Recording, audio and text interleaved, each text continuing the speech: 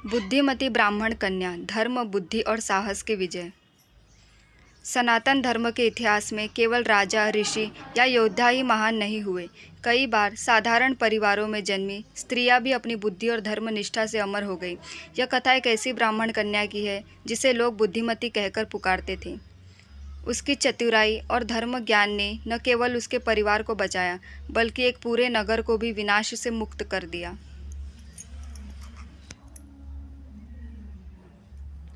कई वर्ष पहले एक छोटे से नगर में शांतिकर नामक एक ब्राह्मण रहते थे।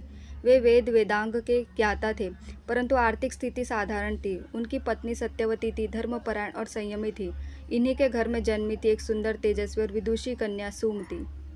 उसके जन्म से ही बुद्धि असाधारण थी। 5 वर्ष की उम्र में वह कठिन श्लोक कंठस्थ कर लेती और 7 वर्ष की उम्र में तर्क और न्याय पर विद्वानों से संवाद करने लगती। सुमति को बचपन से ही गुरुकुल में पढ़ाया गया। उसने वेद, स्मृति, न्याय, मीमांसा, गणित और राजनीति का अध्ययन किया। यह केवल ग्रंथों की विदुषी नहीं थी, उसकी बुद्धि व्यवहारिक भी थी। गुरुजन कहते, ये कन्या केवल ज्ञान में नहीं, निर्णय और नीति में भी पुरुषों से आगे निकल जाएगी। एक दिन नगर में समाचार फैला, पास के राज्य का राजा विक्रमसेन इस नगर पर आक्रमण करने वाला है। राजा विक्रमसेन युद्ध में अत्यंत बलवान था, परंतु वह न्यायप्रिय नहीं था। वह नगर को जीतकर धन और कन्याओं को लूटने की योजना बना रहा था। नगर के राजा धर्मपाल ने अपनी सेना तैयार की, लेकिन यह स्पष्ट था कि वे विक्रमसेन की विशाल सेना का सामना नहीं कर पाएंगे। राजमहल में सभा बुलाई गई, जहां ब्राह्मण, मंत्री और विद्वान एकत्र हुए। सुमति के पिता भी उस सभा में बुलाए गए। जब वे घर से निकलने लगे तो सुमति ने पूछा, पिताश्री, आप इतने चिंतित क्यों हैं? ब्राह्मण शांतिकर ने सारी बात बताई। सुमति ने कहा, यदि आप अनुमति दें तो मैं भी आपके साथ सभा में चलूं। शायद मेरी बुद्धि कोई मार्ग निकाल सके। पहले तो पिता ने संकोच किया, लेकिन फिर उसकी निडरता देखकर उसे साथ ले गए।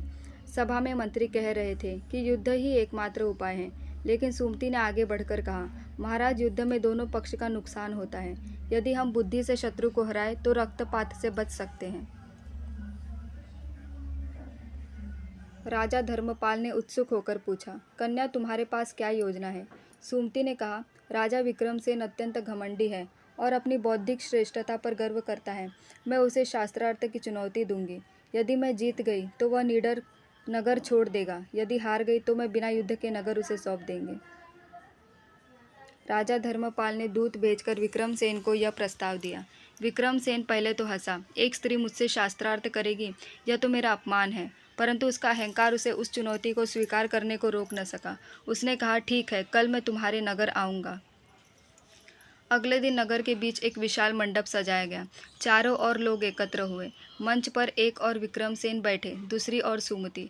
बीच में वेद, उपनिषद और शास्त्र रखे थे।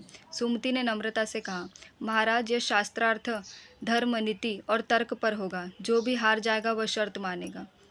सुमति ने पहला प्रश्न किया, महाराज, धर्म का मूल क्या है?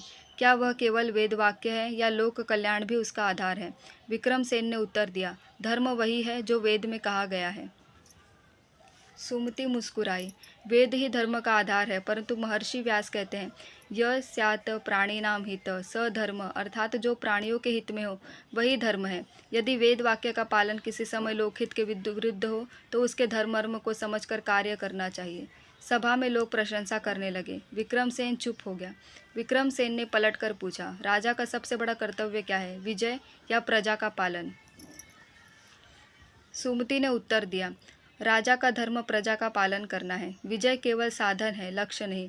महाभारत में भीष्म पितामह ने कहा है, राजा प्रजा सुखे सुखम, प्रजानां च हिते हितम, अर्थात राजा का सुख प्रजा के सुख में है। विक्रमसेन ने तीखे स्वर में कहा, क्या स्त्री पुरुष से श्रेष्ठ हो सकती है? सुमति ने शांत भाव से उत्तर दिया, श्रेष्ठता लिंग से नहीं, गुण और कर्म से होती है। गार्गी और मैत्रेयी ने ऋषियों को तर्क में पराजित किया था। शक्ति, बुद्धि और ज्ञान ईश्वर की देन है। वे पुरुष और स्त्री में भेद नहीं करते। सभा में तालियां गूंज उठी। सुमति ने अंतिम प्रश्न किया, महाराज, यदि कोई व्यक्ति बिना युद्ध किए अपनी प्रतिद्वंदी को वश में कर ले तो क्या वह सबसे बड़ी विजय नहीं है?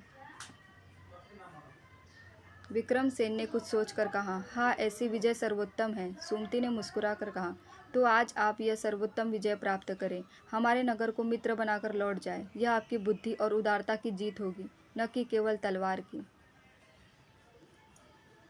विक्रमसेन सुमति की बुद्धिमत्ता और धर्म ज्ञान से प्रभावित हो गया। उसने अपनी तलवार नीचे रखी और कहा, कन्या, आज तुमने मेरे हृदय का अहंकार तोड़ दिया। मैं इस नगर को मित्र मानता हूँ और कभी आक्रमण नहीं करूँगा। सभा में जयघोष गूंज उठा। नगर बच गया। राजा धर्मपाल ने सुमति को बुद्धिमती की उपाधि दी और नगर की मुख्य धर्म परिषद ने सलाहकार बनाया। उस दिन से लोग कहते थे, जहाँ बुद्धिमती है वहाँ नगर सुरक्षित है। बुद्धिमती ब्राह्मण कन्या की यह कथा आज भी प्रेरणा देती है कि चाहे परिस्थिति कितनी भी कठिन हो, धर्म और बुद्धि से उसे बदला जा सकता है। उसकी चतुराई और साहस ने साबित किया कि एक व्यक्ति, चाहे वह स्त्री हो या न हो, संपूर्ण नगर के भाग्य को बदल सकता है।